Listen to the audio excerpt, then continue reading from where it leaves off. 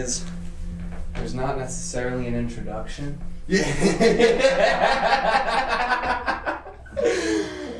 That's good, man. That's how we know this is going to work well. Yeah. There's no plan. Yes. Yeah, you know, with it. When I did the first one, I went right into it, and I didn't do an introduction, and I was like, I think I like that. Yeah. So nice. There can be one, but I think this time I just did it. I was going to say, I think that was the introduction right there. A nice little splash. Yeah. And a sip of my tea. The introduction is telling everybody that there's no introduction. Yeah. But no, you know what? I feel like a hug's a good introduction. Yeah, alright, let's do it. Yeah. Good to see you, man. Yeah, man. Yeah.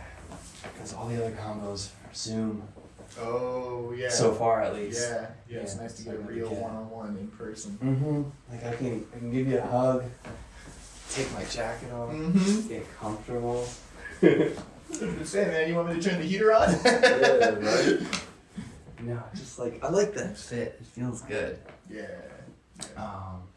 Yeah, man. So, synchronicities. Yeah. On my way here, listening to Rick Rubin talk with Patricia's son. Oh, I don't know who she is. Maybe you know who she is. The name is familiar. I don't know her work so much. Yeah, so it's just like Rick Rubin, who doesn't know much about astrology, Yeah. talking to an astrologer that knows a ton about astrology, Yeah, kind of asking questions. Right. And yeah, it just made me think, I feel like that's what I'm about to do. Yeah. I feel like that's where I'm at right now. Yeah, totally. Hey, it's funny, like, there's something about this time. I mean, you know, a lot of the astrologers say that it's pretty specifically the fact that Neptune is in Pisces, and now Saturn is in Pisces, so there's some sort of, like, indicator of this, you know. But even if you take that out of it, if you don't make it about astrology, there's still, in some way, it seems like there's something about this time that it's a good time to talk about that. That people are, like, a little more interested in this, you know, and a little more than just, like, a curiosity in something that might be kind of outside of regular life, you know. And I think there are a lot of things at play, but part of it too is, like, you know, you have something like the pandemic and everything shuts down, and then it's like, you know, you have a huge amount of people that are just, like, questioning life at such a fundamental level, you know. And then when you bring in these certain things, like, you know, at this moment, astrology, in some kind of way, it purports to tell you about, you know, the reason why things happen, you know, or give a little more, like, the behind-the-scenes thing for the unfolding of life. Help fill in some of that perspective that maybe we're feeling, but we don't know yet. Yeah, exactly. And okay, so when you say Saturn's in Pisces, and what else is? And Neptune. And Neptune. Pisces, Is that today, this week, this month? Saturn's this been in year? Pisces for, like, we're just coming up on 1 year of Saturn being in Pisces. I think it was March 7, 2022. It was the beginning of March. The beginning of last March, Saturn went into Pisces. Nice. And Neptune's been in Pisces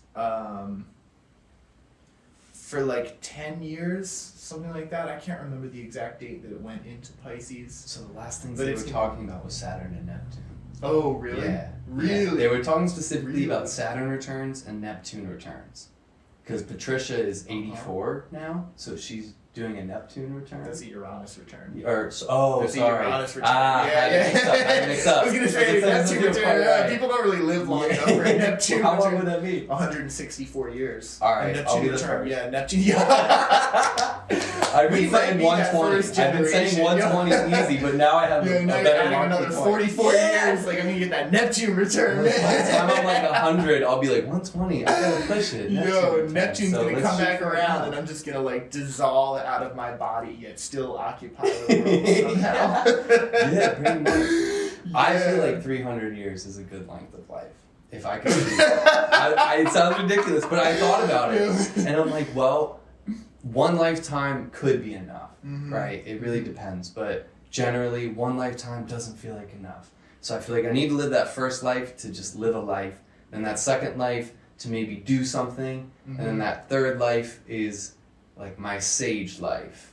Yeah. Kind of that's the energy behind it. And then after that, I'm like, more would just be unnecessary, be doing the same thing again. Right. So for me, I'm like 300 years is maybe the sweet spot, and then I would tap out. Yeah. It's funny that you've kind of chunked it into these 3 periods though. Like, because I mean, a lot of astrologers look at a life, like a normal lifespan, because a normal lifespan is 80, 90-ish years, you know? And they look at it as being 3 Saturn cycles, because the Saturn cycle is 29 and a half years long. So essentially you get these 3 30-year chunks, you know? I had a so feeling they this just, is what we were going to talk about. Yeah, they just squish it into something a lot more potent, you know? They didn't take 100 years to do it, they only took 30 years to do it, but it's still like exactly what you're talking about. It's this kind of like, you know, the growing thing, the building thing, and then the like sage life, the like, you know, your kind of moment of more still wisdom and just like pass it on. Yeah. It's very like, it is very correlated to the Saturn cycle. I mean, you see cats doing this all the time. You know, you really see like people from all walks of life and all kind of I guess like levels of awareness, you know, right? Because there are a lot of people that aren't super aware of like what's going on, right? You know, this is a lot of people, but still they go through a Saturn return when they're 29, 30. And if you talk to those people, you'll hear them talk about all sorts of things like, you know, it's the death of my 20s. I don't really like roll up to the bar with the same group of friends like I used to. I don't party like that anymore. You know, now I have maybe a job that I'm pretty serious about and it's getting more demanding, you know, or I have a partner that I'm pretty serious about. Maybe we're just having a kid, or we just, you know, got a real place to live, you know, this kind of thing. There's that sort of like settling in, you know, rooting aspect to it, you know, and then you'll see this thing happen at the second Saturn return, which is like 57, 58, 59. You see people like really thinking about retirement and what do I want to do with my retirement, you know, how am I going to enjoy the rest of my life, how am I going to relax, you know, and then they're, you know, that's kind of one kind of person, and there's another kind of person that's like, you know, I've spent all of this time like figuring all this shit out, you know. This is like more the type of people that I've been around in my life. It's like, I've spent all this time figuring this shit out, how am I going to, you know, make sure that it doesn't die when I die, essentially, right? You know, how am I going to make sure that it like gets to live on, gets to get passed on to the next generation, this kind of thing. Yeah, almost like you spent your whole life mastering something, and so sometimes your greatest works could come out then, and that leads your legacy, or there's some sort of work that you do to preserve the works that you've done. Yeah, that's a huge one. That's a really huge one. Yeah, I see a lot of cats at that time being like, I mean, it's a whole kind of complex of things, but part of it is like getting real interested about their archive and their portfolio and leaving a legacy, you know, in that time particularly. And sometimes it doesn't happen till later, you know, because there's still a certain thing of like, I think when cats get to be around 60, they are definitely thinking about, what am I going to do to kind of like finish up my life? But it's not the same thing of people who are more like mid-70s, late 70s, who are thinking about like, I'm pretty close to dying. What's the final thing I'm going to do to leave my legacy? You know, and there's a very different feeling between those. Yeah. You know, but that's like leading up to almost break that up into thirds as well. You get like a rush of energy to do something, whether that's create a work or preserve something. I guess this is if you're a creative too. And then as you get closer to it, that 75 mark, things shift. You're not so concerned about that. And then there's a period of time, and then the end, you're just concerned about the moment. Yeah. You know, like that last bit. Yeah. Yeah, like you slow down a little bit, and then you're totally present. Right. You're totally in that thing. Yeah. Absolutely. Yeah, these things are like, they're just like universal parts of life, right? Somehow the world is like created out of this very thing, it seems, because this is like such an ubiquitous thing. Like, you know, right? You see this. You see it with like everything. What is it? Brahma, Shiva, and Vishnu, right? The creator, the sustainer, and the destroyer, right? You see it in these. Right, yeah. Those are the three names. I might be mixing them up. I think it's Brahma, Shiva's the destroyer. I don't know if there's an order. I thought Vishnu was the destroyer. No. Shiva's the destroyer? Yeah. Is Vishnu the sustainer? I think and so. And Brahma's the creator? Yeah, I know so Brahma's creator, Shiva's destroyer. Yeah, okay. Vishnu must be the third. The sustainer, okay. Yeah. You know, but you see it in all these cosmologies. Somehow, you know, people all around the world have, like, discovered or decided that this is, like, a fundamental aspect of life. Yeah. Yeah, and so this is something that came up in that conversation as I'm on my way here. Mm-hmm. And this maybe links into some of the other stuff that it's all interconnected. Mm-hmm. Of course, it's so cliche, so true, so powerful.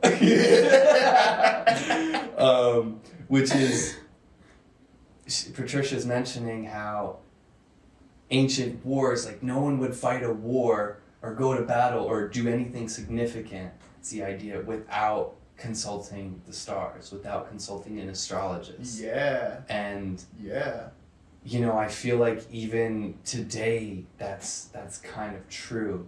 Like today's been such a comprehensive day where I'm thinking about UFOs and aliens and government stuff and hearing stuff about that, and I'm thinking about astrology, and I'm delivering groceries, I'm listening to Bob Marley.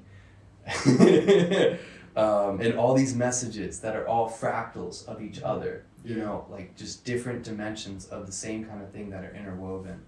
And the Saturn thing comes together for me because I'm in a place in my life where a year ago, maybe even a little bit more, but it's like definitely a turning point a year ago in my life where I'm really focused on integrating all these things that I know and exploring a path of learning more about each thing I love that I'm passionate about through an integrative process.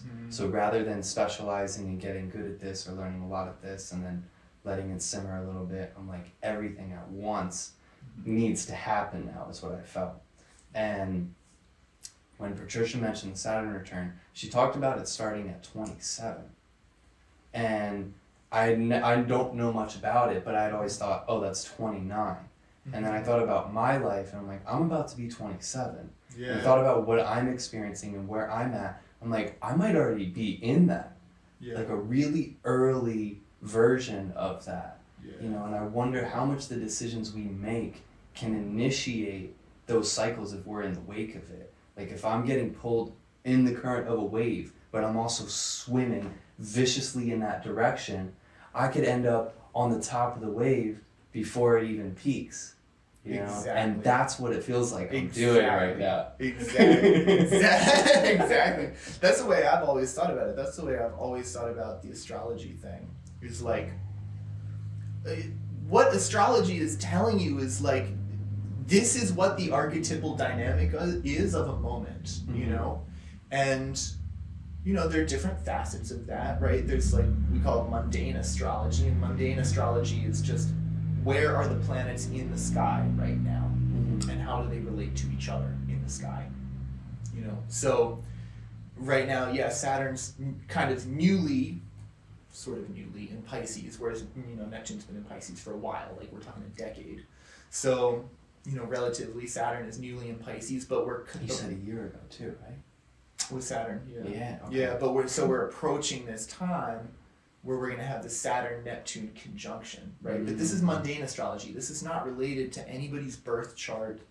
You know, this isn't related to anybody's particular horoscope. This is just what's happening in the sky and in time. It's like a graph. As we see it. Yeah. So, like, you know, now Neptune and Saturn are co-present, so that has a particular vibe. And then it's going to increase in intensity, you know, this like co-mingling of the Saturn and the Neptune energies in this filter of Pisces, you know. And then they're going to conjoin. They're going to conjoin really at 0 degrees Aries in the next sign after Pisces, you know. And that's going to have a certain feeling. So you know, astrology is kind of telling us like what's the energy of this moment. Yeah. You know, and then there's smaller cycles within that. There's the lunation cycle. There's, you know, cycles of Mercury and Venus and Mars, right? All these different planets have their own cycle. And a lot of them, you know, we know them. We know the sun is a planet that has a cycle. just like any of the others. It's a special planet, you know, but it's like ancient astrology, they just consider it a planet like all the others. Now, do you have either a system that you've learned or something personal that you play with that connects numerology directly to astrology? No. And numerology is like not something that I've really studied deeply. Cool. And man, numerology is like, so this is the thing that I always ask cats when they bring up numerology. Like numerology is assigning some sort of like significance, metaphysical significance. Metaphysical value. Value, sure, to the numbers of dates. Okay. Right? Would you Well, I agree guess with numbers that? in general, though. Yeah, numbers Like, in general, right? Like but angel there's signs. sure that kind of numbers in concept. general, and there seems to be a lot of kind of like patterning with that. If you see like this here, this there, you know. But Because especially I've been seeing coming 44 everywhere the past Yeah. 2 days. yeah, Like big time. right, Like I'm checking out at a register after I saw 44 several times on my way to this store, and I'm about to check out, and I hear over a walkie-talkie with no one there. yeah, Check the number at the register. What numbers are at the register? I get to a register, the only one that's open, it's 44. 44. I never would have looked. I wouldn't care. And then I finished my day, and I'm like feeling this sense of, I'm gaining awareness of the phase that I'm in. I'm like rounding something off, starting something new, and it's like 9944. Nine. Right. I've been told is the number of completion, right? Uh-huh. And the thing that I found with 4 was, I ended up on the tarot card for 4, which apparently is the Emperor. Right. Is what I came across. Yeah. And what I read in that moment was having to do with like stability and balance, and also getting things done.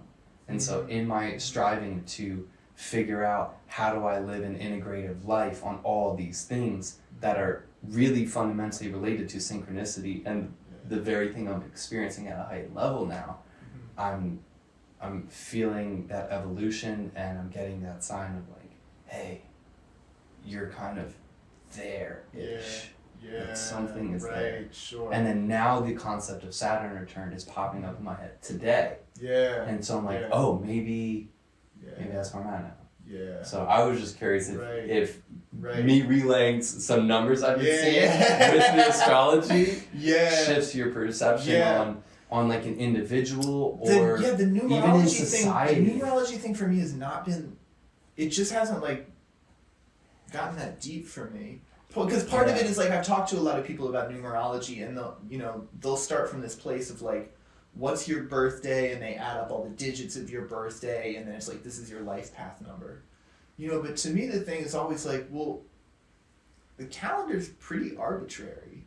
You know? I mean, we were talking about this stuff at Rough Draft a lot. I'm still on that. Right. We talked about this stuff a lot, and this is like the calendar thing. The calendar is huge. It's like the tuning of time.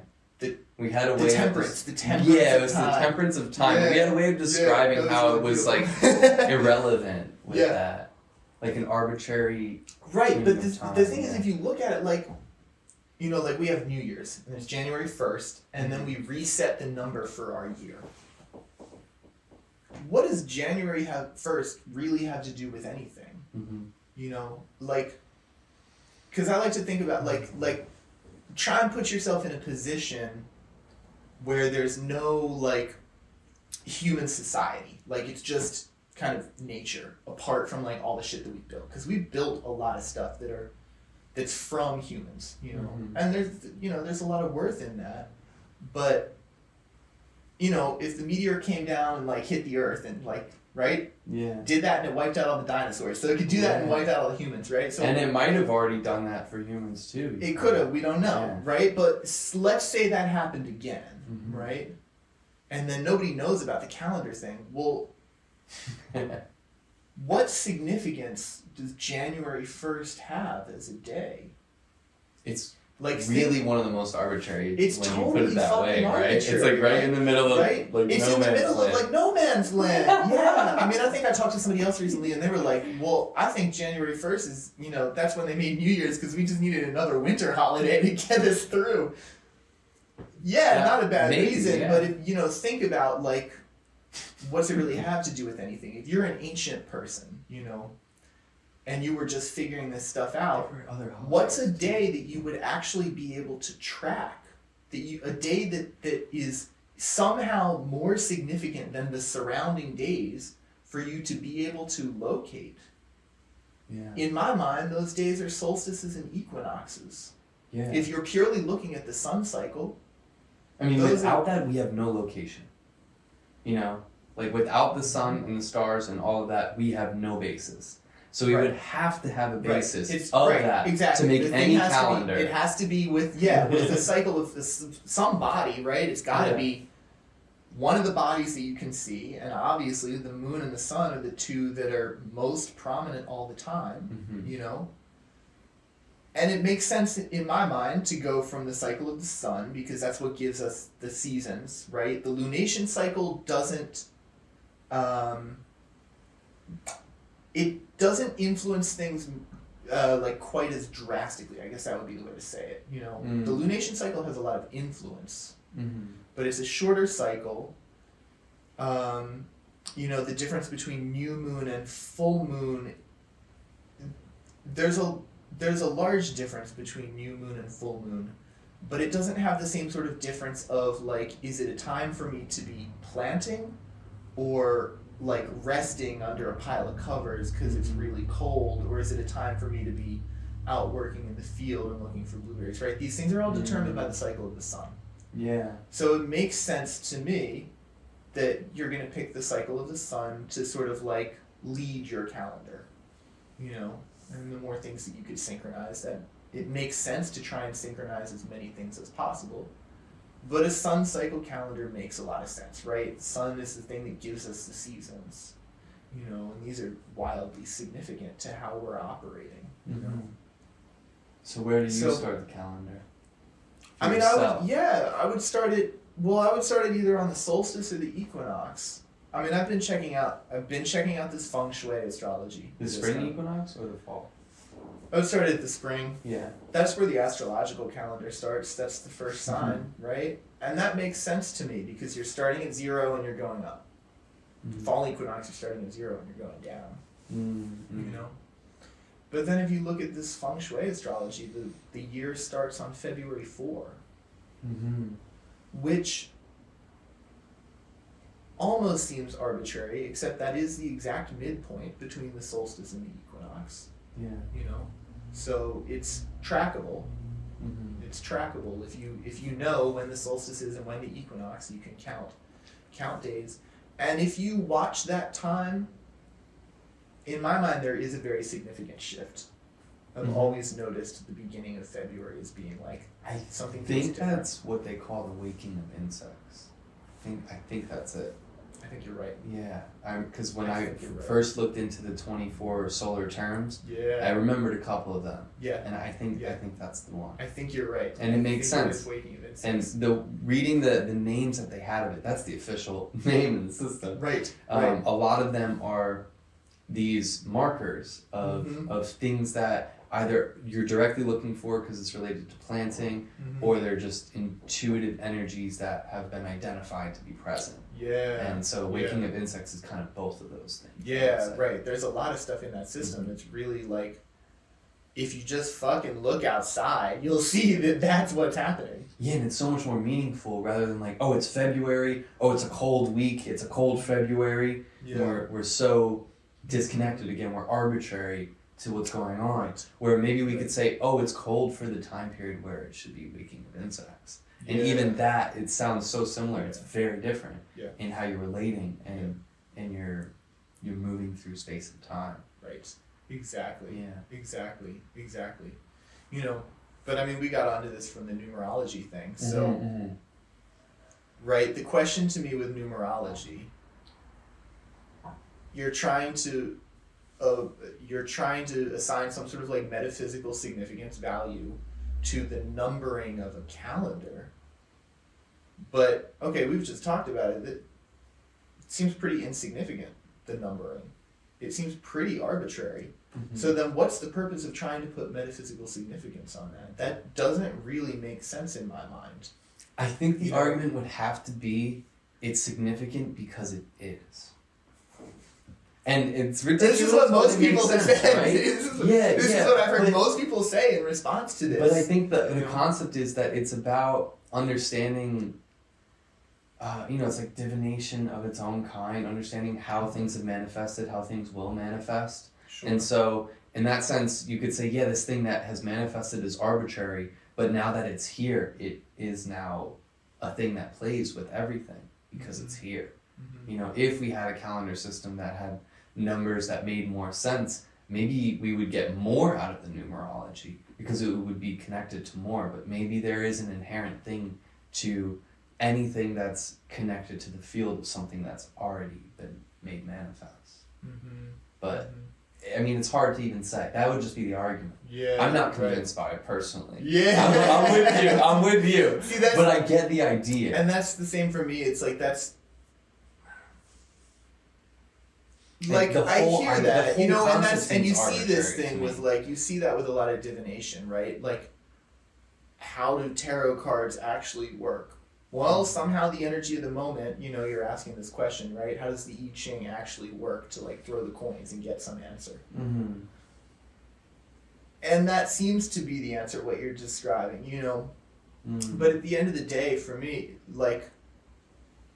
I'm just more scientific than that, or I wish to be more scientific than that, mm-hmm.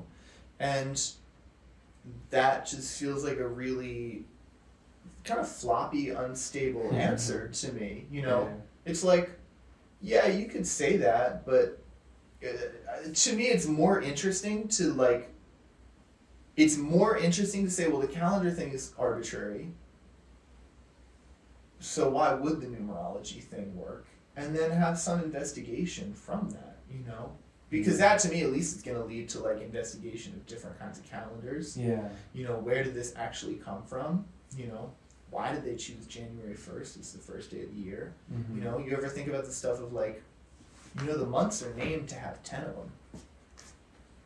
That's right. Right? Yeah. September. Yeah, everything 7, we got nowadays October, is just 8, November 9, a December. jumbled up thing of all this stuff in the past, and it's strange. It's almost like to try to decipher the code that has been created is just like a black hole, and it doesn't go anywhere. Yeah. Mm-hmm.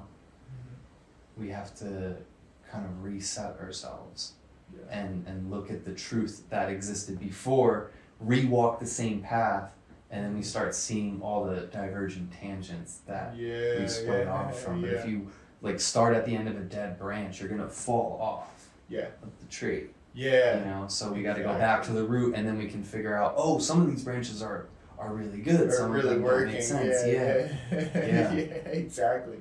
There's this book that I really want to read. I might have mentioned it before, called Numbers in Time, mm-hmm. by Marie-Louise von Franz. Mm-hmm. And some people have heard of her. I found it at Cosm one day when I was in the library, and I felt something. I moved a book to the side, and I grabbed the book, and it was this book. And I just experienced a bunch of synchronicities at Cosm, and it was really trippy, and I wasn't on any drugs. And I opened up the book and I read it, and she was doing stuff with Carl Jung mm-hmm. during her life. I don't know if she was an understudy, did academic stuff, I don't really remember. But basically, I remember Jung saying, I need you to continue looking into the things that I'm looking into, basically, and pointing her into the direction of synchronicity and, he was really numbers. Dying. So specifically how numbers relate to that. Yeah. And it felt like she wasn't saying numerology, add up the numbers on the calendar. But it was like, no, we have numbers. Numbers are this thing. Yeah. And synchronicity is this thing. Mm-hmm. And where there's this big cloud of rainbow mist of those things, they seem to intertwine somehow. Yeah. And so Jung is looking at that in psychology and astrology and all these things. Mm-hmm. And as he's getting sick and dying, however he died, kind of passes that cloud to her, and then she writes this book. Yeah. So that's one of the books on my list to study. Yeah. And read that, check out the I Ching, and start understanding the systems and just the root. Particularly avoiding all the crazy stuff people are saying very quickly I hear all the theories about the pyramids, and I'm like, okay, great. Now that's jargon in my head. But let's go to the root and just learn the basics. Yeah. And just walk that path. Yeah. And like maybe build a little pyramid. Yeah. Maybe write a couple numbers out. Be observant, see what's coming up. But it's strange because I feel like there's 2 levels to all these things that I've identified. Yeah. The tarot is a cool way to describe it too, and then I can relate it to the numbers. Where the first time I was doing tarot cards, I was drawing cards with my friend's animal deck. It's like that typical black and white eye. I think it's on the deck. A lot of people have it. And I'm drawing cards. I'm like, oh my gosh, that's spot on. And then my friends leave the room. I keep drawing cards, and it's like the same 3 cards keep popping out. Right. So I'm like, okay, something's happening here. Yeah. And then I started thinking more about it. I'm like, that was weird. Obviously, there's an energy behind that, a greater kind of consciousness working through the whole process. Yeah. But as I'm sitting with that, I realized that even if that didn't happen, I get value as soon as I look at a card that I've assigned value to and assess my life that I've assigned value to. And it creates a feedback loop where an enlightened perspective can come about, or just reflection. Right. So there's that level of just believing in it and just ideas that play with each other that create a thing. Yeah. And then there is another greater thing that's happening at the same time. Right. And so the synchronistic force is something that encompasses all of that occurring together. So I experience the same thing with numbers. If I'm looking for 44, I'm going to keep seeing 44. Right, totally. Right? And if I see it a couple times, my brain is going to register it. So the first license plate I looked at, I saw 44. Maybe the second one, I only noticed it because it had 44 on it after I saw it the first time. And then the third one, maybe I was looking around more. And then I see it again. But still a bunch of them. That's interesting. What about the thing at the register? Yeah, that's like I drew the same cards 3 times in a row. How do you explain that? Sure, so totally. I think people get lost on either end sometimes. And there's kind of a question too of like, why are you looking for 44? Like what's the thing that's telling you to start paying attention to the 44 thing? Yeah, I don't know. Right? Why wasn't it? Because you probably could have started seeing just about any number. Yeah, exactly. You could have seen 55 or 66 or whatever. Or even like 43. 43, sure. Why not 43? Yep. Right? Yeah, exactly. You could have started seeing that, but something told you like 44. And 44 is license plate on my car Check too. it out. Yeah. So there's some sort of familiarity to it, which is, I don't know, man. I wonder about that stuff. I really wonder about that stuff a lot. The numerology thing. It's curious. The numbers. I mean, it's part of it. It's got to be part of it. I know. What I mean? We can't say it's not part of it, right? It's part of it. Definitely. I mean, the cats that figured this stuff out, the cats that really figured out counting and mathematics. They tried a lot of different shit. They tried a lot of different stuff. And they came up with something that somehow works and feels right, And so we've got this 10 thing, counting to 10, right? Yeah. Well, we've got a 10 thing, and then we've got a 12 thing for the time. Yeah. And those are the 2 really major groupings that we use. So somehow that's what feels right to us to keep track of stuff. So then I think in that, and that's the thing to me that's always interesting is somehow this particular thing feels right. What is it about this thing that makes it feel right? And for me, I think that's always going to be there's some sort of parallel or correspondence or resonance with something that's fundamentally human that makes that thing feel right or feel good. And that's really interesting to me. So I guess I'm a little, I'm curious. I'm certainly curious about the numerology thing. I've checked out the tarot a little bit and tried to work with that. And honestly, it didn't really stick for me. There's something about it that it's it didn't click at that time. I'll probably come back to it later, and one day it will make sense. But it's a little less interesting to me 4 is about stability, and 5 is about like have things. Like, doesn't that feel a little arbitrary? And right? That we choose whatever meaning to that? It's like about transformation, and 9 is about completion. Right? These kind of things.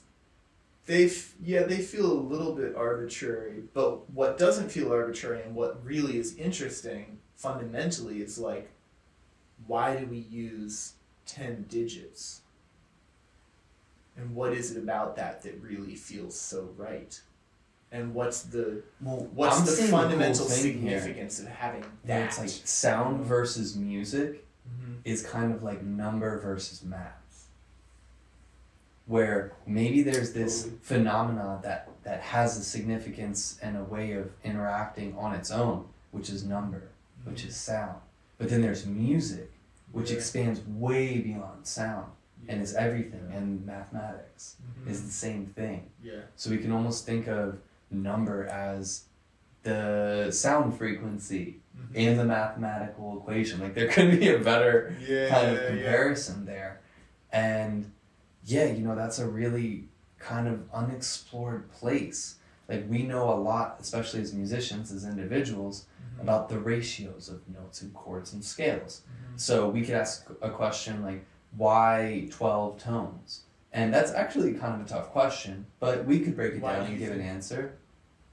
Because I think there's a level of complexity that is too complex and a level of simplicity that's too simple.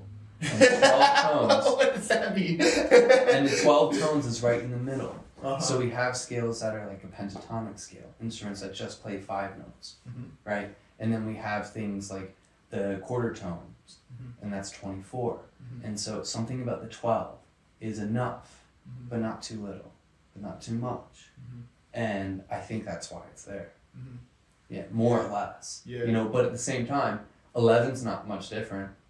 13 isn't much different. Maybe if we broke it down, we'd be like, oh, there's some harmonic reasons. Yeah, I think it's 12 notes, because if you go to like the simplest pitch relationships, right? The simplest one, and this is by number, is a unison, because it's 1 to 1. Oh, you mean just like interval theory, basically? Yeah. Well, relationship of pitch to pitch. So the simplest ratio is 1 to 1. And then the next simplest is 1 to 2, right? And 1 to 2 is an octave. So 1 to 2 doesn't actually give you a unique tone. It gives you the same tone an octave up. And then the next one after that is going to be 3 to 2 or 3 to 1, depending on which way you want to look at it. But it gives you a fifth. So that's the first one that gives you a unique tone. So if you're like an ancient cat, and you're like discovering the shit for the first time, like, I have this string, whatever it is, a vine or something, and I can go boom, and then I can cut it into half, and then I can make a fifth. But if you do a fifth, right, then what are you going to do next? You probably go, well, what if I can go up another fifth? What if I can go up another fifth? And if you keep doing that, the 13th one, it's really, really out of tune, but it's close enough to the first one that you would call it the same note. Okay. And I think that's why they're 12. Well, that's a great breakdown. And there's a similar thing with maybe 10. And why we do math with that in some way. Yeah. It's obviously like complex in different ways than music is. Because you're not perceiving it through this sense of harmony. And like, we don't have a math organ. Just like feel math. Or maybe listening to music is the closest thing to that, because it's math displayed through sound. Wow. But you know what I'm saying? Like, we don't have something that is a number organ. We have a sound organ. Totally. Right? We can only feel. Well, actually, maybe our number organ is our consciousness.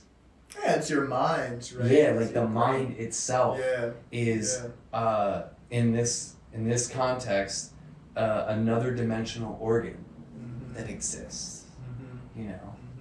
I like that. That makes sense. Yeah. You can go in there, you can do surgery on that. You just gotta be in the other dimension. Yo. It's They're gonna real. start selling you like crazy Google AI updates where they like slit you open and give you some like base 13 math update. No, Suddenly dude, you're, like, I draw the line with technology at my skin. That's how I do it. It's like right there. I worn a Whoop, I'll get like a fitness band on every now and then. But that's the line. Yeah, That's the line. That's smart. That's convenient enough for me. It's smart. I think the 10 thing is just you got 10 fingers. And it's just like counting shit at the market. Maybe, but a lot of the systems that I've heard about, like 12 systems, and that doesn't line up. And then the Mayans use 20, at least for certain types of counts. I think they had a couple. I think they had like a 5 system and a 20 system. I think you're right. Is that right? I think you're right. Because the 20 was for longer amounts of time, something like that. But even that, why that? Why 2 different ones for purposes? Oh, why don't we have more different ones for purposes? Right. Sure. Well, I mean, in a way, we do, right? If they've got the 5 and the 20 thing, because 5 is just going to be one hand, and 20 is going to be all your digits, fingers and toes. There you go. Right. We're limited in our thought. We've got the 10 and the 12 thing. And then you've got the 16 thing for pounds, like pounds and ounces. That's true. Yeah. So there's that one, which I don't know. The 10 and the 12 are like most interesting to me. They seem the most. That's the key of a numerical system. They seem the deepest in a way. Right. They really seem the deepest. The 10 thing and the 12 thing. And the 12 thing particularly, but that's that's my own interest. I'm really interested in time. I'm fundamentally really, really interested in time. Well, so how do you feel about zodiac systems that incorporate a 13th sign or even a 14th sign? Nah, they're bullshit. Well, because you gotta look at the 13 thing, right? And they put in that other one, Ophiuchus, hidden mystery, right? Ophiuchus. Yeah, that's the one that I had first heard of. But you got to look at so back when Ptolemy laid out because Ptolemy's a cat that kind of like laid out the system of astrology that we know, right? The system of 12 zodiacal signs, the 7 traditional planets, the 12 houses, the aspects that we use. This was all like laid out by Ptolemy. He was kind of the cat that laid it out, but they were using these different pieces before in different configurations. I think he was like 400 AD. I think. Okay. I should look that up, and I think he was in Alexandria. Okay, and so he's Greek. Yeah. So he's a Greek guy that basically is the trace of history, of modern history that we have from modern astrology. He's the guy that kind of like laid out just the system. The structural system. Obviously people have been doing this stuff since we're alive. Right. Because the ancient Egyptians were practicing an astrology, but they used an astrology that was, as I remember, 36 decans. And those 36 decans were similar to our houses because they were based on the diurnal rotation of the Earth as opposed to the annual cycle of the sun. Diurnal is the day. Just the day. Yeah, the diurnal rotation is that 24-hour rotation of the Earth on its axis. Yeah. Okay. Right, and that's the thing that determines the houses for us, but we use 12 houses. And the Egyptians were using, I'm almost certain it was 36 decans, or what were essentially houses, but they were smaller, and they had much more focus on those, that breakup. I don't think they actually used signs at all. If they did use signs, it was very, very much less important to them. I think the cats that brought us the signs were the Persians. Pretty sure they were the ones that were like, check this out. So Ptolemy was kind of the cat that like laid all this stuff out together. But when he laid the thing out, if you were to look up in the sky at the point that we call 0 degrees Aries, which is the spring equinox, right? And the equinox is a point in the sky. That's the point where the ecliptic, which is, it's really the Earth's orbital plane around the sun, which we also experience as the sun's pathway through the sky. You know, they're the same line to us in the sky. So it's the intersection of the ecliptic with the celestial equator, right? And the celestial equator is if you took the equator of the Earth and just opened it, expanded it out into space. Gotcha. So this is another plane. And they intersect. The 2 points that they intersect are at the spring equinox and the autumn equinox. They're exactly opposite each other. You know, the spring equinox is when the sun is crossing the celestial equator in the sky, right? It's moving on the ecliptic. Obviously the starting point. Right? Yeah, when you look at it like that, it seems pretty simple, right? It seems pretty obvious in a way. You know, but the point of this is when he was laying this stuff out, you know, 2,000 years ago, that point, if you looked at it in the sky, behind it was the collection of stars, the constellation that we call Aries. You know, if you looked behind the autumnal equinox, it was the collection of stars that we call Libra. You know. Yeah. So he was using the constellations of the stars to name the zodiac signs. The zodiac signs and the constellations are different. They're not the same thing. Yeah. And that that's I know. right. The constellations can occur inside of the sign, right? Or well, is that totally wrong too? originally they were pretty close. That's why they were named that way.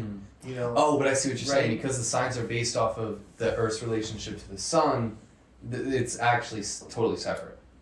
Exactly. Yeah, exactly. They shift and because move the over zodiac time. signs and I are know just that too, made but now I'm understanding it. from the solar cycle, Nice. from that annual cycle. Astrology And they said we're 101. gonna break the ecliptic up into these 30-degree portions. And then there's this phenomenon called the precession of the equinoxes, precession of the equinoxes. And this is because the Earth kind of wobbles on its axis. That equinox point moves backwards with relationship to the fixed stars. So nowadays, if you were to look up at that equinox point, behind it is the constellation we call Pisces. You know? So that's where you get this thing about the age of Aquarius. It comes from that. Right? The age of Aquarius. Like 0 degrees to that to be accurate for now. There's a school of astrology called sidereal astrology. And then the like mainstream Western astrology is tropical. So tropical is where you're making your zodiac on the ecliptic from the solstices and the equinoxes. And you split it into 30-degree portions. The siderealists have a way of modifying the tropical zodiac to try and adjust to that phenomenon. So they will call what tropical astrologers are going to call, it would be about 8 degrees or so of Pisces. Siderealists call that 0 degrees Aries. They say that's where 0 degrees Aries is, and then they count from there. You know, and this is where you get that 13th sign thing. You know, people look up and they say, oh, there's another constellation of stars that's on the ecliptic, so it must be another zodiac sign. Let's add it in. Oh, secrets So you think unveiled. they're mixing up constellations with zodiacs at that point? Yeah, they're just like, they're confusing two concepts that really are not related. You know, it's just not how the thing works. Because really, like, to me, in my mind, you know, astrology is not really about the stars, right? Everybody kind of talks about it with this sort of lingo. You know, you even hear people that really don't know about astrology and they're like, hey, can you read my star chart? Right? You've heard people say this. Yeah, something like that. They're really kind of conflated. Astrology doesn't really have so much to do with the stars. Astrology is about timing. The stars are just fixed stars that kind of tell you where something is in space. It's something that you can measure against because they're fixed. They're maybe more it's or less still about unchanging. the stars. It's just not in the ways that people think. Would that be more accurate? Because it doesn't sit right to think that like the stars are irrelevant. Well, right, and I'm not saying that they're totally irrelevant. Yeah, they I don't probably think you are relevant. right. There's an astrologer that I really happen to really like a lot, named Austin Coppock, and he will look at fixed stars in the zodiac. He'll know, this particular point in the zodiac also holds this fixed star, which gives it this extra quality. He's really, he's tuned into that kind of thing. Well, I think there's merit to that, but the thing is, it's like when you start trying to oversimplify, really, when you start conflating these two different concepts, really.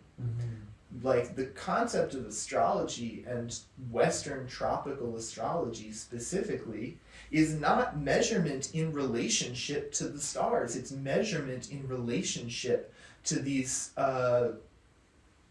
significant points on the ecliptic, the solstices and the equinoxes, So, but now, I think what I'm understanding is that the reason it's conflated is because the history comes from using the stars to navigate that as well, right?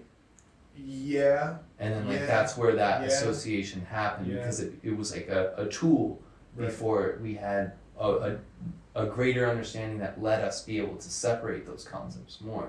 Yeah. Right? So it was kind of born together in a way, but it was separate and we didn't know it.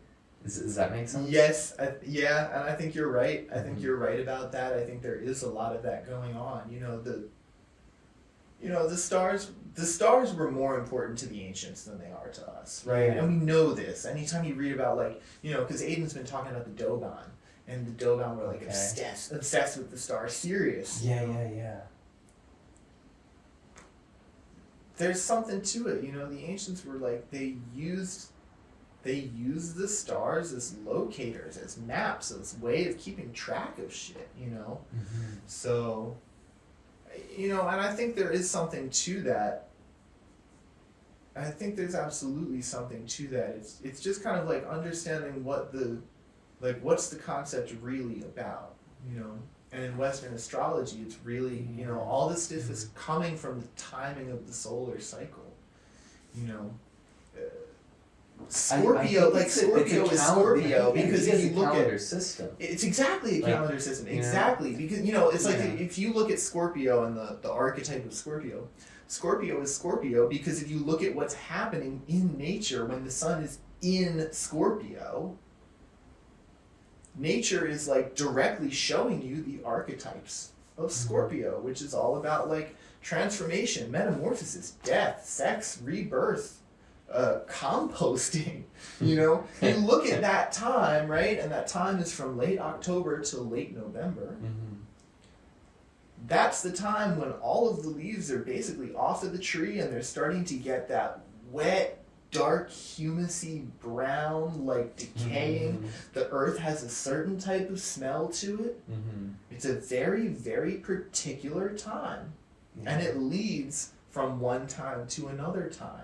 It has a particular function. It's doing something in the cycle of, in the annual cycle in nature, right? And that's where the archetypes of Scorpio are coming from,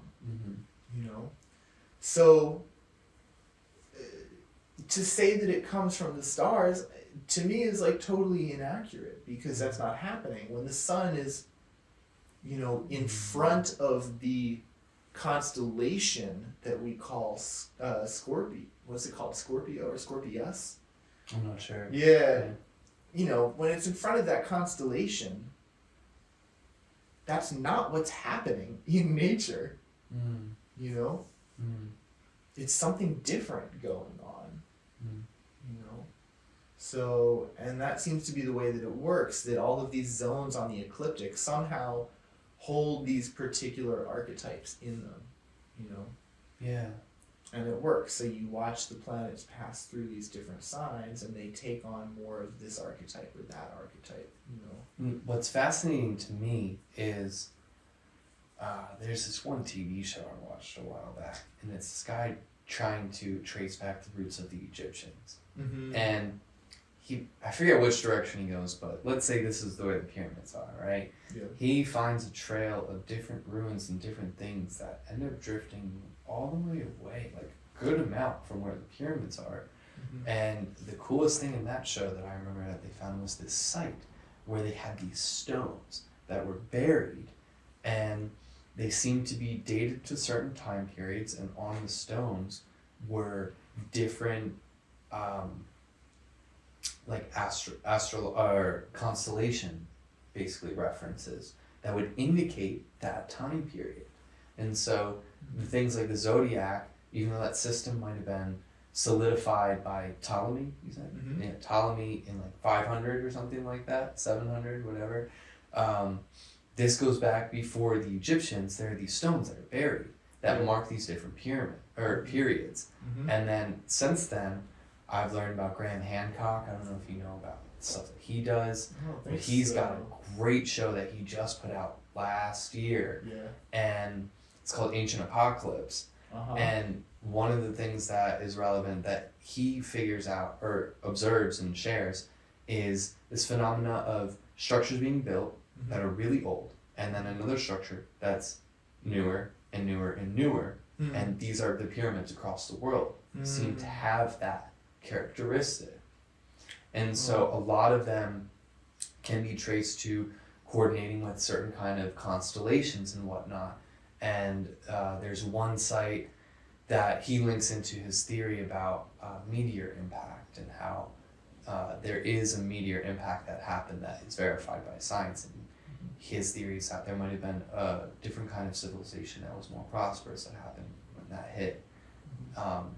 It transformed the earth and transformed human society, civilization. And there's this one site called Göbekli Tepe, and there are different serpents and things on there. And he looks at it as maybe a recording of the time period and what's happening. And so they're using these constellations, these astrological points to talk about a time period, to tell a story, to preserve it. I think I'm confusing two sites here, but there's one, Göbekli Tepe, I don't believe it's this one, but basically they found it randomly in this hillside, and it was like totally buried. And they found that it was intentionally buried, like it was preserved that way. So that's part of the theory here, is that we're using this to keep track of time. And maybe if we're keeping track of time, we're using it to record history, to transfer information, and tell our stories and our narratives. And maybe that goes back not even to the Egyptians and their little trail off, but even before them. And even before them. Yeah. Yeah. So that's why I think it's interesting that the Egyptians maybe only had houses too, because I'm like, wow, it's so weird that maybe something older than them that's related had some sort of similarity to what we're looking like. We have eyes with the 12 zodiac, and we're looking at that, and it looks like something familiar. But then the intermediate has something that's not necessarily encompassing all of that. So there's like some sort of fundamental truth of the numbers of us moving through here that we can make all kinds of systems with, that we'll be able to recognize no matter what. And now we've landed on this one integrated system, which is modern astronomy or astrology. Right. Not astronomy. We don't actually care about the stars. Fuck the stars. Yo, hey man, it used to be all one and the same. But yeah, and so that's the thing. It's like part of this investigation that he does is he has to calculate on where the stars were at that time. Yeah. And then that gives the information. And so that's how I can understand what you were saying with that pretty quickly, because I'm familiar with different investigations that require you to do that in order to know what's going on and have a sense. It's like, oh yeah, this doesn't look like it makes any sense. But if we align it to the time period and you put it up, then it's massively significant. Right. And it tells a compelling story. Yeah, if not our history. Yeah, totally. Yeah, and it just, it speaks to this, like, fundamental human fascination with alignment. this idea about like alignment is really, really huge for us, It just seems like, silly that we don't move through the months, even if they're arbitrary months that we have, with a constant awareness of the energies around us. Like when you move through... I agree with that. Yeah, of course you do, right? Yeah. And I'm seeing it even more clearly in this conversation. Like obviously it's something I want to dive more into, and I'm happy to know you and have you as a friend, be able to come here and learn more. But it's just, it's silly. Because even without a clear understanding of that, I feel like I am the puzzle piece ready to receive that my whole life, looking for that or getting little bits of it coming in. Yeah, but a lot of people aren't that way. Yeah. They're just, there's no puzzle piece to connect to or connect with. Right. And it seems strange. That's why we would say things like January, New Year's is just a way to get through the winter. It's like you wouldn't need a way to get through the winter if you were present with what's happening in the winter. You'd just be present with what's happening in the winter instead of trying to get through it. Right. Exactly, man. So if we actually kind of went back to the time where like actually winter you're supposed to be hibernating and just like accept that. Accept that you're gonna have to sleep 8 or maybe 9 hours. A lot of Yeah. So like maybe 10 hours. Right. Jeez, You're gonna have to sleep more, eat more pasta. You're not gonna do as much. You're gonna feel sluggish, and that's just like the way that it is. You're resting and you're like, taking something in. Yeah. And so just and being then, able to move through New those Year's time to periods. go through that. Then you would just celebrate when spring comes around. It's like, hey, Like what got sign some is energy January back. 1st? What sign is January It was 1st? Capricorn. Capricorn. Yeah. Okay. And then what's like 3 traits associated or aspects associated with Capricorn? Capricorn is like, it's cardinal Earth. It's slow and steady. It's not slow like Taurus. Mm-hmm. It's very driven. It tends to be more shy. It's certainly not bombastic. It's very reserved in its energy. It's very good at keeping its energy in and directing it to exactly what it wants to direct it to. Okay. Yeah. It doesn't so just like release focus, energy. It's much more like slow, this is the amount focused of inward reserve I energy. have, and this is where I'm going to put it, and I'm only going to put it, here. Like an ice cube. Yeah, Capricorn is the mountain goat. It sets out to climb the mountain, and it's gonna climb the mountain over the course of a lifetime. Mm-hmm. But it's gonna go slowly, and it's gonna go one foot after the other. So having that in mind, if it's January 1st and say there's no New Year's, and I'm like, man, I really wish there was a thing to help get me through the winter right now. Maybe we should come up with a holiday. But instead, I'm thinking, I just came from this archetypal idea that resonated with this experience I'm having, and now moving into this concept and this inward focused, slow but persevering energy. Then that's something to anchor on metaphysically, mentally, with the mind organ that keeps you healthy so that the rest of the body can function in relation to the environment. So this is why I'm a holistic guy. Because as soon as I see those types of connections, I'm just, it's home. But at the same time, I feel like that's life. That's the truth for everybody. They just don't all know it. That's obviously me projecting my belief, but I feel like that's it's a good also like argument. it's the fun of being out here too. It's like getting that tension between things that you think or know to be true, and the way that like society functions. And I love that. I don't love the chaos and like the death and suffering aspect as much, but somehow there's value in that too. But I love the differences. Like I like I like conversations with people that disagree with me. I like to see things differently.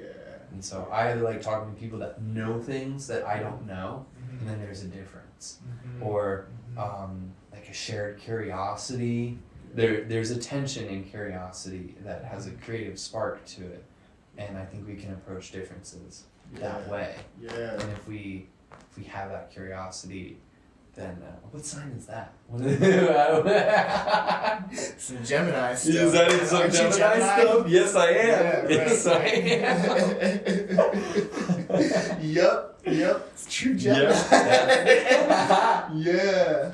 Well, I'm on the cusp. Yeah. I'm on a cusp. I'm on the Gemini Taurus cusp. Right, that's right. That's right. So I don't know a ton about it, but I've always felt like I resonate with a lot of the Gemini things, but I felt like what I see on other Geminis, I don't really resonate with. And like what people characterize when they think about the Geminis they know, I'm like, I don't think I'm that. And then once I found out there's a cusp thing going on, I thought maybe that's it. And I realized that a big part of who I am is that I'm very devoted, I'm very ambitious, I'm very driven, but I'm not like stubborn in it. I'm wide open, creative, just feeling all the like light speed moving past. Yeah, that's actually a good analogy. I'm like a spaceship moving at light speed, but I'm really looking at the streaks of the stars. And like, that's some Gemini shit. That's some Gemini shit, man. Gemini is like so fast all over the place. Yeah.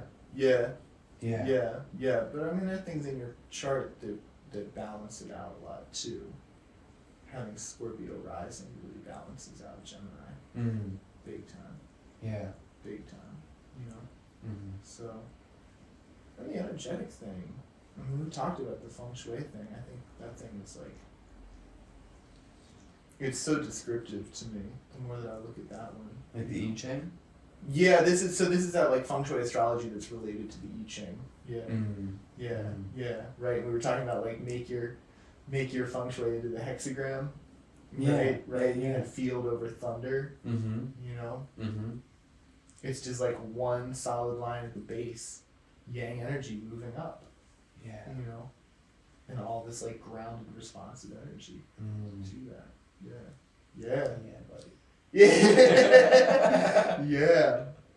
So, but that's I mean that's like a whole other inquiry to me. That's I mean that you know we've been talking about it for a couple of weeks, and that's like I'm really interested in that now. In the I Ching and the calendrics of it. You know, how were they using that to keep track of time? To name time, you know, to describe time. All of those things are super interesting to me, and it seems like, you know, part of it might just be because it's a system that's kind of foreign to me. You know, there's something like. Yeah, there's opportunity in that though. Yeah, exactly, because there's something that's like beautifully obvious about Western astrology to me. You know, which is like part of why I love it. It's so simple and it's so obvious in ways, you know, like you look up in the sky, the sun is here, the moon is here. This is how I feel about jazz. Hmm? This is how I feel about jazz. Yeah. Like I've played all kinds of music. Don't really like country, pop country at least. Don't really like screamo. I don't make a lot of EDM. I don't like being on the computer that much. And so everything else I'm very familiar with, and I can at least do a little bit, if not a good amount in. And then there's jazz. And there's all that going on. Like, of course I'll play a jazz chord and stuff like that. I'll use a mode here and there, but that's so different than the stuff that you guys do here and your inspirations that you have there. And there's something beautifully foreign about that. Like, I've been so used to being the person in the room that knows how to count. And then I come here and we're playing these drum beats and I'm like, if I count, I'm just going to be lost. Like, I probably could, but I'll spend the whole time figuring out how to count when it's like, if I just vibe with it and I hang out with you guys, I'll find out what that was. Like, a lot of times I'll just hear, oh, that's how you count it, you know, or whatever.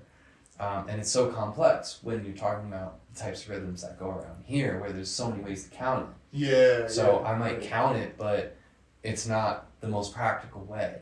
And with the history of maybe how we're using it and all that kind of stuff. But yeah, it's beautifully formed.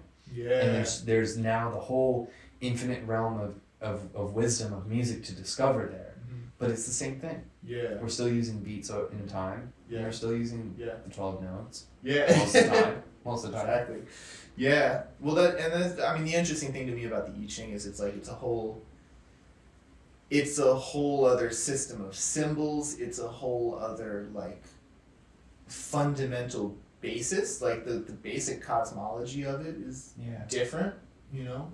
And it which shifts is like very us. exactly. I feel like that's the key thing. Exactly. Is it shifts who we are and what we are, and then we see things we didn't see before. Yeah. Then you can come back to the zodiac, the traditional system that you're coming from, and see it totally differently. Yeah. And so I can hang out with you guys and then go back to the studio and make a hip hop beat, and it's totally different. Yeah. You know, Yeah. and it's just me that's changed. Yeah. Is kind of the thing. Exactly. And that's what I'm exploring with all of this. Yeah. Is saying, there's the logical, calculative, mathematical way to go about it, and then there's the totally psychic way to go about it. And maybe both of them are these deep skills and things to cultivate on these spectrums, but then there's like the middle ground of just like intuitive and feeling and just creative energy in general that moves through both of those domains. And I've just been playing with feeling psychically how to align that perspective so that it's shining light on the right part of the equation. Like if I wrote out all these equations on a piece of paper, but then the sun moved in a day and I only saw one half of it, and that's the half that I needed. It's like that's the way I'm navigating it. And using the force of synchronicity to be the anchoring thing. Like being observant and recognizing how things are flowing and staying in the flow of synchronicity through witnessing it when it's happening, the different levels it's happening, studying the ways of it, and just like calling that in and being that. And then from there, just making that point me in the now the right way. And then it's like, I don't do anything. I don't know anything. I don't do anything. I'm just here, and I can be the conduit, the channel for it. And I feel like we go through these phases. Everyone does, where they'll see 44 all the time or something like that, and then they won't. And when we have something like astrology as a tool to navigate through on the regular, that helps empower us in the ways that we might want to be doing that more detailed, kind of personalized life experience thing. Yep. Totally. Yeah. I mean, I think that's a great way to go about it. I've always been like really structured. That's the about root stuff. That's like going to the root versus the branches. Totally. Like I love hearing what people say, but it just pops my mind into a wavelength of perceiving, and that's where my passion goes. I let go of like maybe the pyramids were a power generator, sure, but now that I've thought about that and explored that, like my creative energy can now go there if it needs to. But where does it really need to go? Right. And I feel like a lot of people are afraid of that. They're like, oh no, I'm not that powerful. I can't possibly know these things. I need external validation. Or they're thinking, oh, if I believe in myself that much, something's wrong with me. I'm a narcissist or something like that. You think people think that? I guess people do think that. It's a I guess I don't really pay thing. attention to this. I feel there are a lot of people out here just like believing all crazy shit. We all have degrees of it. Like there might be certain things where that pattern of thought would come up in you, and maybe it's valid even. Like I don't know anything about that. But there's something about the creative, intuitive process that I'm describing where if you don't recognize that everything is inside of you and it's all you, then you don't get any of that juice. Right. And then you're left with having to rely on one of the tools. Like you just have something on like the psychic side or just on the science side. You need that bridge, and you want that bridge, and that's powerful. That's okay. Totally. I know it is so. It's so. But it's responsibility is the thing. Yeah. That people would run away from a lot of the time too. Maybe they're not thinking like, oh, I'm full of myself, but a lot of people don't want to claim the implications of having power. Sure. Sure. And I'm just so curious. I'm a Gemini. I mean, I think that's very, very true about that. And I think a lot of people are kind of like turned off. What's up, sir? Yeah. Come on. I think a lot of people get turned off by the mystery thing as well. We're doing a conversation right now. Yeah. Nice. Yeah, you're on camera. Oh, hi, camera. Oh, There's sorry, one right there too. Oh boy. Oh, that's It's yours. basically the same angle. I mean, you could pop in if you want, bro. Yeah. Yeah. You pull up the shirt. I think that back camera angle is like just us. But you know, you can be here anywhere. You can join. You can join us. Now that you joined us. Grab that chair and pull it up. Yeah. Just like I'm like I don't know if I should go there. I don't know. If You know what? We can do this It thing. doesn't matter. So. You can move And this then, back and then a I'll little put bit. my chair there. Oh, we just got a special.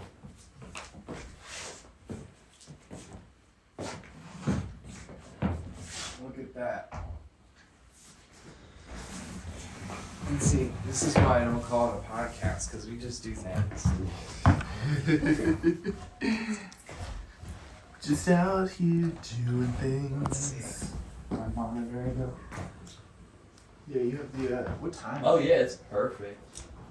What time you got? That's a good question. It's like 6. 6:09. Oh, cool. Is that cool? Yeah, totally. Yeah. Nice. Yeah, Oh, I yeah, probably we're should getting break to in a the few minutes and like eat a little bit of food, gather myself. Okay. You know? There. Nice. Yeah. Well, in the spirit of no introductions, there's now a new person here. There's a new person unintroduced. Hey everybody, please meet. So, yeah, power, mystery. Yeah, so we're talking I think a about- lot of people deal with this shit, man. A lot of people like, you know, get into the mystery thing and get into the, you know, I mean, there's a lot of power in it. Why do you think people study the mystery? You look at cats that study the mystery thing too. And Well, see, my thing it's a certain isn't type of cat, isn't like so- okay. I get the aspect of the power, and I felt it. Yeah. It's fun. It's Yeah. cool, but I don't really care about it that much Right. because I always come back to a holistic place Yeah. where I'm not naive enough to fall for the power, but I will enjoy it when it's there on its own because I'm learning. Like, ooh, power, neat, nice. But I always come back to okay, how is this part of the band? You know, like every instrument I've learned how to play, I never just wanted to play that instrument. You know, when I figured out how to play really nice on guitar, I was like, that's so cool.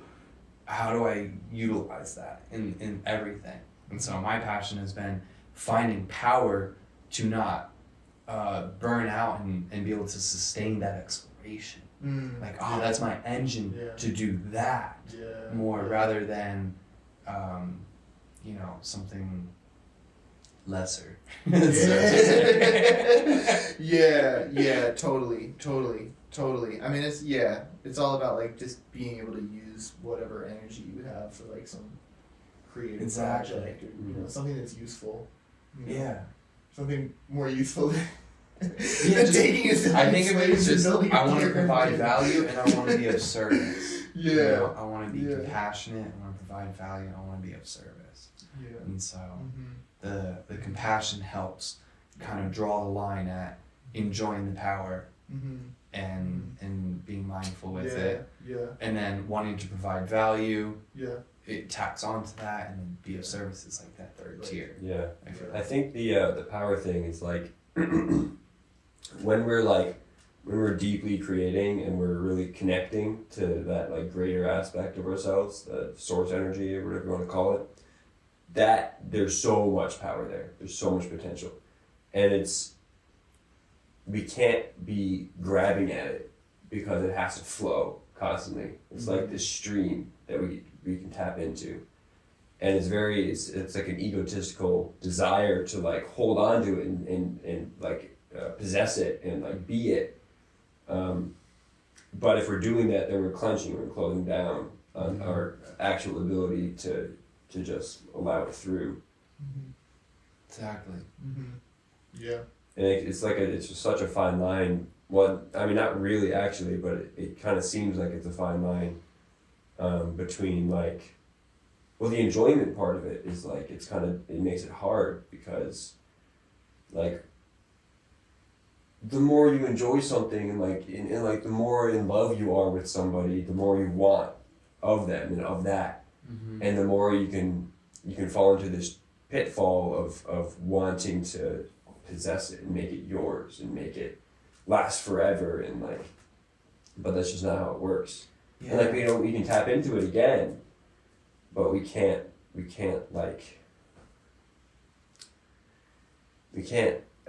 Can't truly possess it. right. We can't use it like it's a toy or like it's like some like.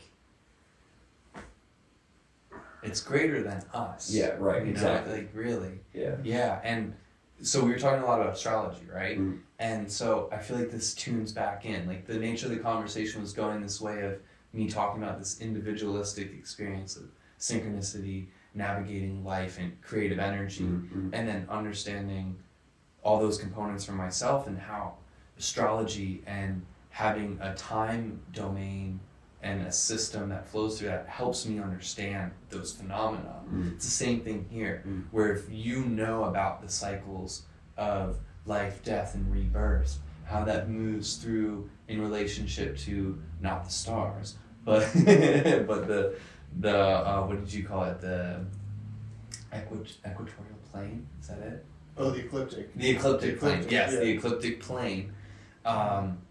Then that helps anchor you in, and yeah, that's what I feel like we need to know how that flows in these different domains and these different dimensions. Mm-hmm. Like, what is that like? And all together, like that's the integrative piece, right? Yeah. I have to know where I am astrologically, what's going on there according to my birth, everything there, and then I can start to separate into the dimensions of my being and how that's flowing in relation to that. Man, I was just talking to somebody on the phone. I was talking to somebody on the phone the other night about like quick math. We were looking at the Batzi, which is the feng shui astrology, Mm-hmm. and we were looking at. It was like this website, and it would tell you like your luck periods. It broke your whole lifetime, like whole 100 years down into like. You mean 300? No, man, they were only going for 100. You gotta pay if you want to get the 300 year. But they broke it down into like 10-year sections of like, you know, like how lucky you're gonna be essentially. But we were talking about it, and it's like, well, what is this really saying? Mm-hmm. And at the end of the day, you know, they're saying, you know, yeah, they're looking at luck, and it's kind of like how resonant is your inherent energy with the energy present in the moment, you know. But this speaks to something that's so fundamental, and that's really, in my mind, that's where the greatest power lies, is just like to be as totally tapped into the energy of the current moment as possible, and to just be able to like flow with it.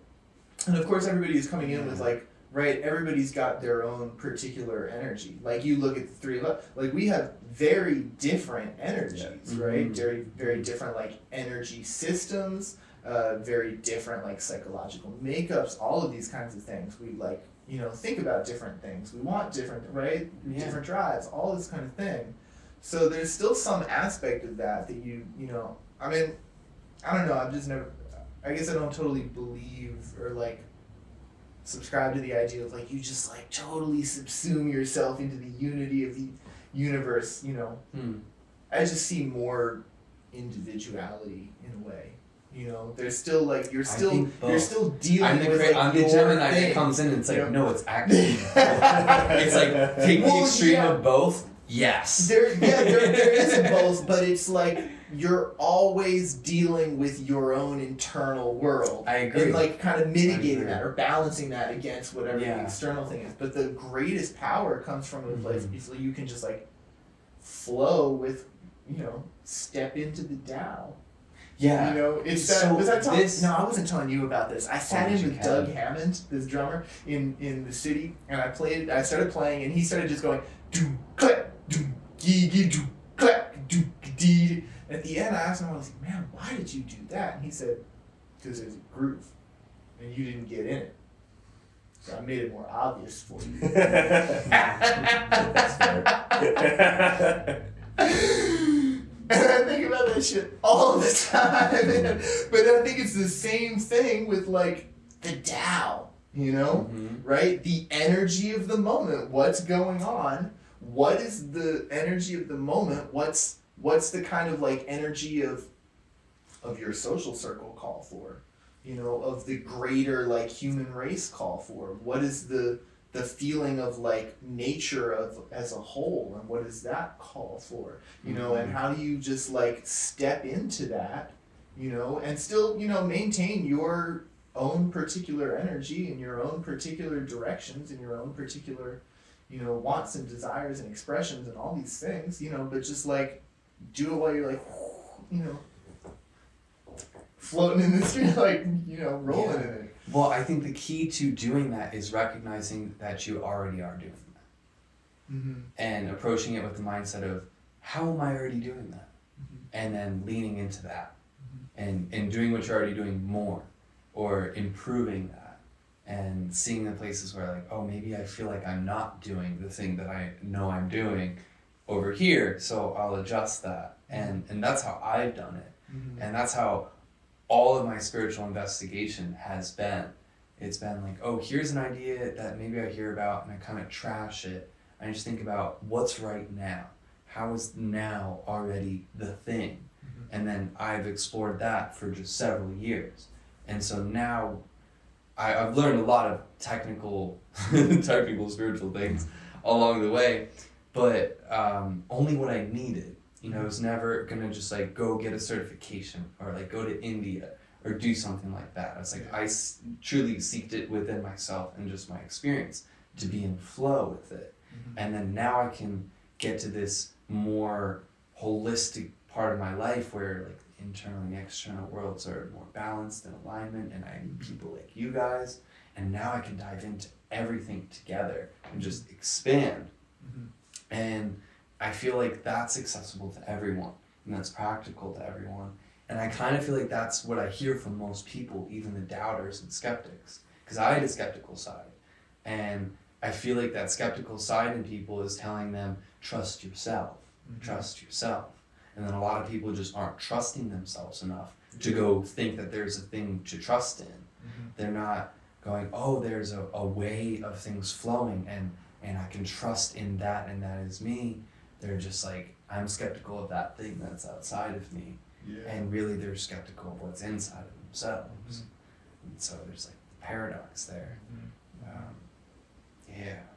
But that's that whole concept of just being in flow, just woo way, effortless action. And like there's the thing is there are seasons for that I've experienced where literally just surrendering fully to that, from opening my eyes to going to sleep and dreaming, like things get done and things happen.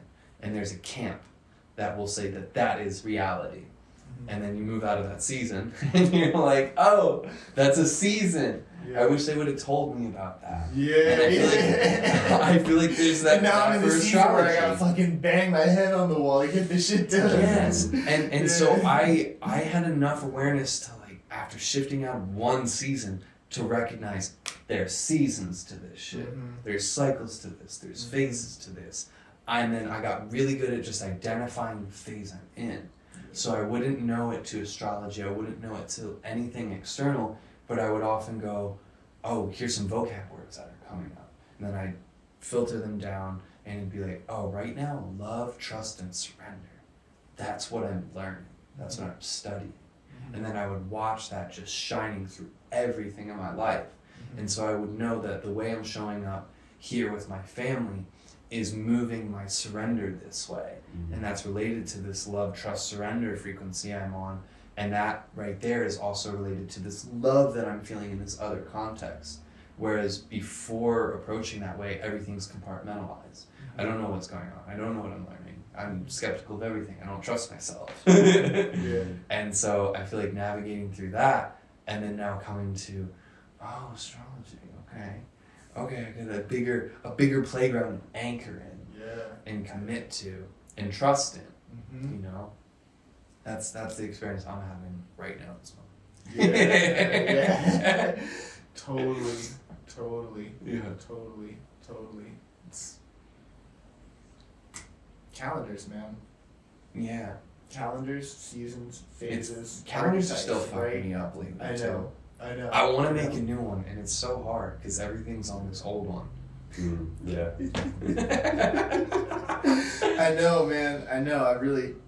I haven't gotten so much time to like dive into it recently, but I really like this Ching thing and what it tells you about time and the moment and the passage of time and the kind of flow from one moment to another moment. It's, you know.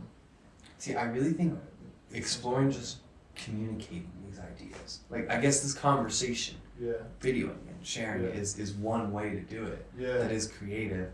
But even thinking more specifically, like, I want to build a pyramid. Okay, let me build a little makeshift thing that's a little cute, little windmill that I pour water on and it generates power. It's like I built my own pyramid. A little powerhouse. What's it called? Like mouse wheel thing. Oh, hamster wheel. Yeah, like it's like a hamster wheel that I buy for it or something like that.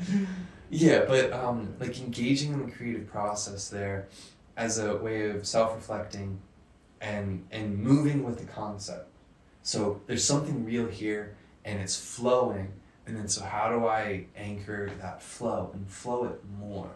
And I feel like that's liberating to me, because then that tells me, okay, I don't need to figure out how the I Ching maps to the pyramids and generate power for the world to transform humanity, which will take you off the deep end. Now he's schizophrenic over there.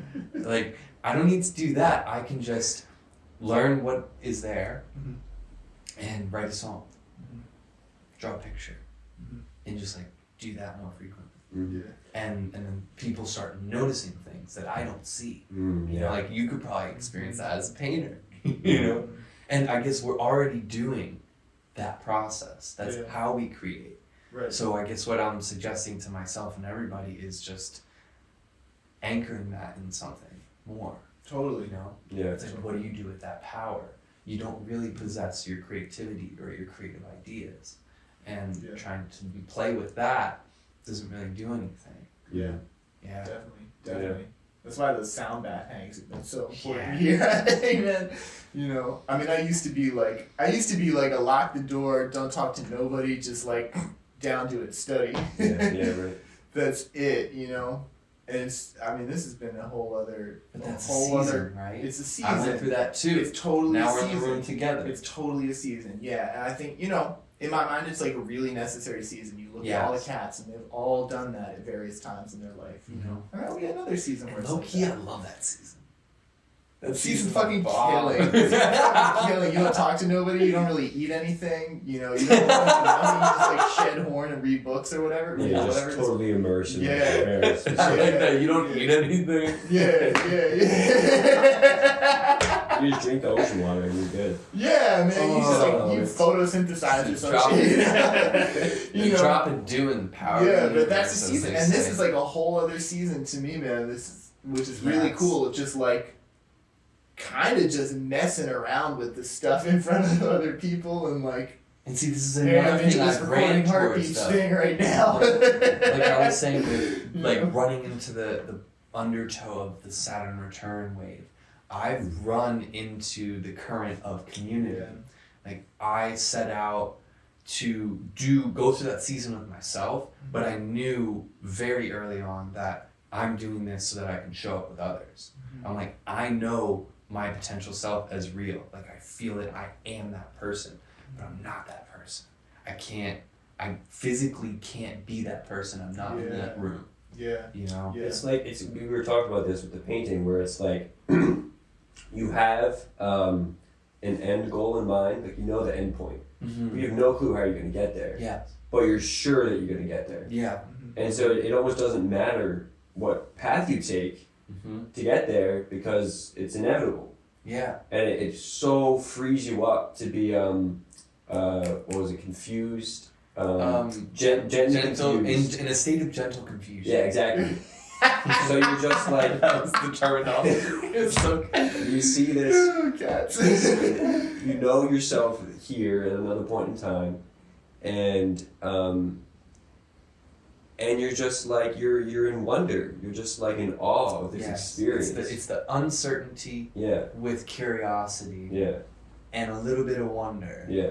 And that's the gentle confusion. Like the gentle is this whole ocean of wonder. And that really just allows you to bend and be flexible and move with the energies. And even like before you even knew anything about astrology, you're still inwardly aware enough to kind of feel those things and move with them. Yeah. And having the structure, it really opens your eyes up a bit more. It like takes some blinders off, so you're not just relying on feeling to move through things. I You was also saying have the structure love, and trust, knowledge. surrender path, right? That's like one example. And I would go through a phase and then I'd identify it and I'd move through it. Yeah, And right. that was great. So I didn't look at astrology because if I did, it told me that. I didn't look at tarot because if I did, it told me that. And I was like, that's more energy and I just don't need it. I don't need to practice that now. It's clear. But then I got to a point where I was making adjustments and it started to feel like, oh, this is quick. This is this way, that way, pulling me this way, that way. But everything felt synchronistic or synergistic, felt right. And then I started to realize something's not right. I'm not synced up. Yeah. And then that's when I went, okay, I need to go into the cosmos. I need to anchor on something. And this was back when I was living at my parents' house. Yeah. And I chose the moon. I was like, I don't know how I can integrate all of astrology into this deep flow thing that I do, creative existence. But if I just choose one thing, then I can expand off of it. So I chose the moon to sync up with. And it wasn't until I moved up here that I actually started doing that, where every new moon I set my intentions. Every first quarter moon I take action towards it. Every full moon I bask in the glow of whatever's happened. The last quarter I roll into the next thing. And I'll stack on energy on intentions and stuff like that. And I found for me it cured the chaos that I was experiencing. If only for having 4-week cycles as an individual, but also just starting to gain awareness. And I'll write down the phase of the moon. And I'll just work that in the same way I'm saying like with the I Ching. So I guess I'm already doing the thing. It's just seeing a massive influx of these new avenues to do it. Right. And you're doing the thing and you're making it personal. Yeah, and it changes the gentle confusion then.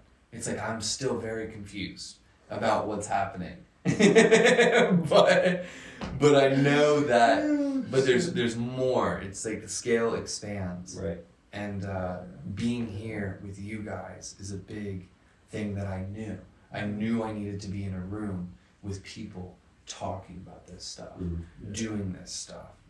And like our conversation at the I Ching, when we were sitting down having that after one of the sound baths, that was the first conversation I had where someone touched on all the things we touched on, like effortlessly, and like I could see that, okay, this is basics right now. Like we're just making sure we're on the same page here. There's a lot, and it's like I never experienced that room yet, and that's a concept that I've carried a lot. Like I want to be in this room with these people, and so this is one of those rooms.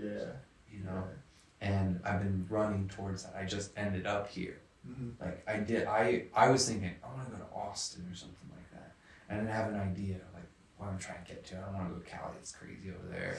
I lived in Florida. I went crazy over there. Like any other place, I don't know. So I just kind of set my mind on I want to go someplace that's fresh, that just has new energy.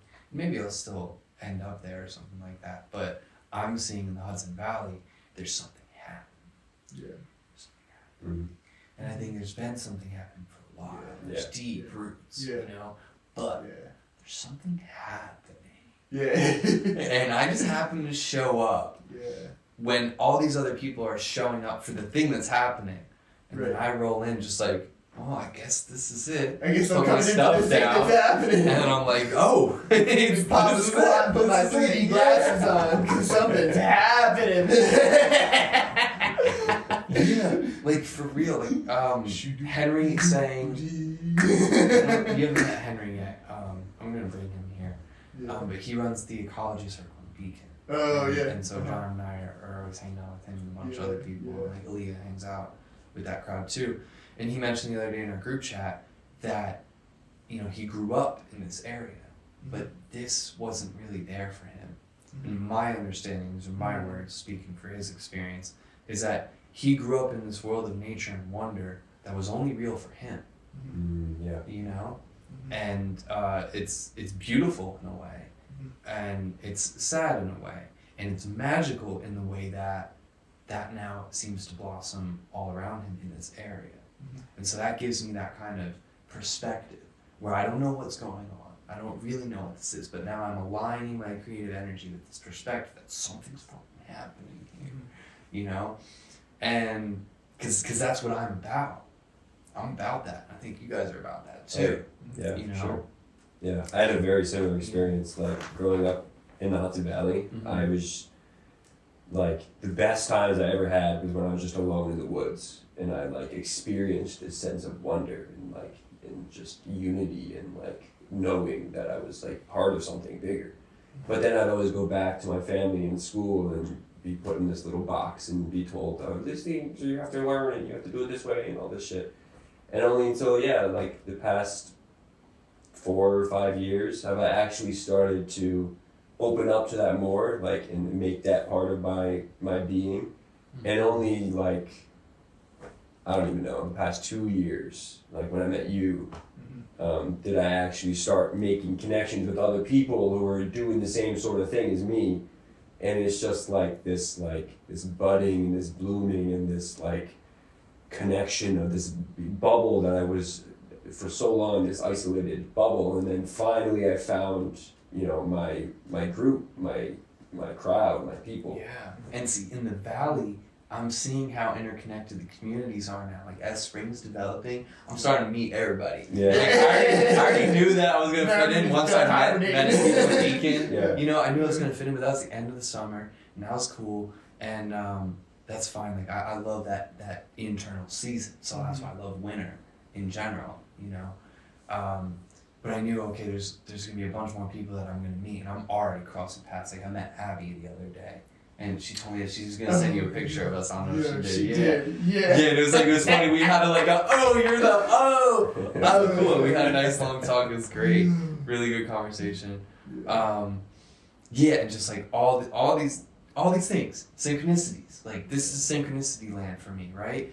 But in this way, that has been a personal experience to me. Being in the woods with wonder, living in synchronicity.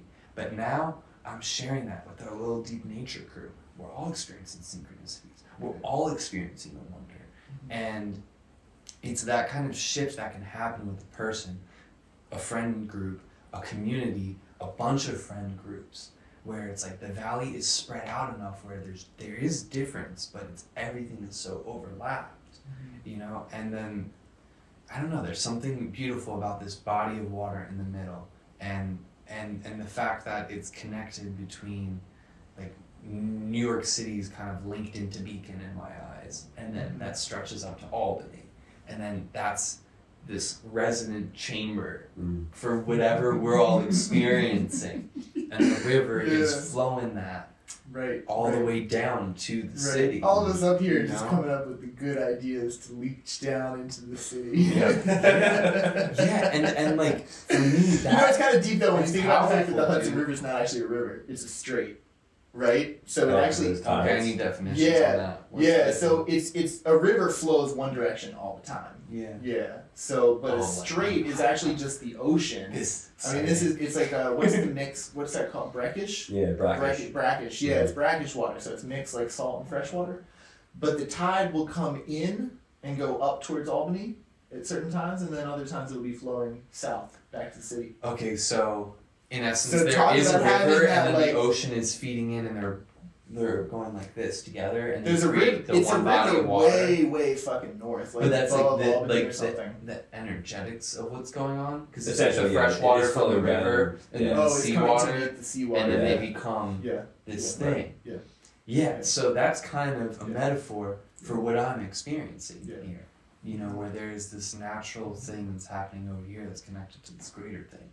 And they're mixing, and there's that yin and yang. You never know what's gonna happen. It's a little chaotic, but it's all nature, baby. It's a little chaotic, but it's nature.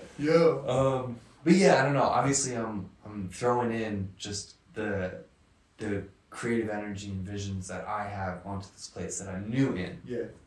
But I feel like a lot of people here would resonate with the idea, and it feels like. I don't know, America's a crazy place right now. Where do people go? Where do people go for the type of thing that we're cultivating. Other than obviously to the tavern. and that's what I'm saying. So I feel like we live in this beautiful time where the tide is pulling that energy in and this nice wave is forming. And some of us have been swimming up that tide from the ocean into the valley for so long that we're already on like the peak of this tiny wave. But we're on the peak of it, and it already looks so big to us because we put in that much work. But really, it's this fucking tsunami, and that's how I feel about being Yeah. Hell yeah. Man, I didn't even meet everybody yet. I don't even know anybody. I don't know anybody up here. Just you guys. Yo, yeah. Just breaking into it, man. Yeah. No, I feel like going to Kingston was the thing for me though. Because I went back the day after we were there. Oh, really? Yeah, because you fell in love. I forget exactly why I was up there. I did more grocery deliveries basically, and I weaved it in and I like that. I'm very much a habit person. Yeah. So I do one thing one day, I could definitely do the same thing the next day. Yeah. Totally. And I get a lot of benefits from that 2-day repetition. Yeah. So I ended up going back. I went back to Rough Draft. Yeah. And then I walked around the block. Like I basically just walked the same energetic stream again. Yeah. And then just got a feel. And yeah, just like looking around there, I'm like, man, yeah, these people look like me. Like, like these look like my friends. You know? It was so much so that I felt skeptical. I was like, yeah, are you really like me though? Because everybody's like this and people are weird, you know, like everybody's still everybody. Yeah. Right. I know what you mean, man. Yeah, like everyone still has all the You possible think they're gonna go one day, but characteristics. everybody still does everybody. Yeah, like if everyone puts on the same shirt, you still have the whole range of spectrum of being human. Yeah. So it's like that sense of, I feel really comfortable, but also very comfortable. And right. just felt it. But I liked that. It's like, for me, that's another indicator. I'm in the right room. Yeah. Like, that's the type of skepticism I want to feel. Yeah. It's like, this is so good, I'm skeptical. Yeah, right. These people look so possibly resonant that I don't trust them. You know, like I can't delete that feeling of maybe not feeling trust all the time. So I'd rather have it like that. Yeah. But yeah, I felt like that created an awareness of a certain range of the valley for me. Yeah. And then I realized like the Albany thing that I've described. Yeah. And met Sky here. Yeah. And he's very close to Albany. So I was thinking, I want to be in a room with someone that says something about Albany. Yeah. And then he showed up. And he showed up talking about Albany. Yeah, and I'm like, okay, it's closer than I think. Let's go. This is like Let's go. like in sports, like when you're first starting out and you're like kind of just learning the ropes and learning the rules and all that. Occasionally you'll have like a really lucky shot. Like you'll score a goal or you'll hit a winner or whatever, and you'll see it as just luck, and you don't really know how to make it happen again. But as you start developing and you keep playing, you start to notice the luck thing happening over and over again, and you start to kind of like key into it so you can like start to actually make it happen. Yeah. And the same sort of thing happens with synchronicities, where it's like at first it just happens out of nowhere, and you're like, whoa. This is crazy, like that was lucky, like whoa. But then it starts happening over and over again, you start to realize like there's a way to key into it, into the universe to like make the thing happen that like you just set your intention and then it happens. That's what manifestation is essentially. Yeah. And synchronicity is kind of just like the budding of manifestation. Yeah, like how to immerse yourself in that co-creative process. Yeah, and it's like asking yourself, how is that already happening? Yeah. How am I already doing that? Yeah, right. How have I already manifested everything in my life? And then that answers all the nuance. That gives you years of work to go do, you know, and then books come to you, people come to you, you move to a new place, you know, things like that. Yeah. Totally. I think I got a break in like make a little food. Yeah. You know, just get ready for the next thing that's gonna happen. Yeah, because we're about to get deep into it. We're about to get deep into it. This is like This is good, man, because you got your crash courses. Dude, I needed it too. Yeah. It's good. It's good. Because, like, I don't know. I mean, everything we said. That's why. All right. Great talk, everybody. Official, no outro. Yeah. Officially no outro. Dude, that was great. That was really great. We're going to have to do that again. Isn't it the best, right? It's really nice, yeah. Right. And see, the whole thing with this is people get value out of this conversational series by watching a bunch of them. Yeah. And hearing how we evolve through the conversation. Yeah, totally. You know, so if we do multiples together, that's better. And the more that I do as an individual, that's also better. Yep. Yeah, for a long time, my spiritual work was just listening to podcasts about other people who had done spiritual work and being like, damn, I should start doing this.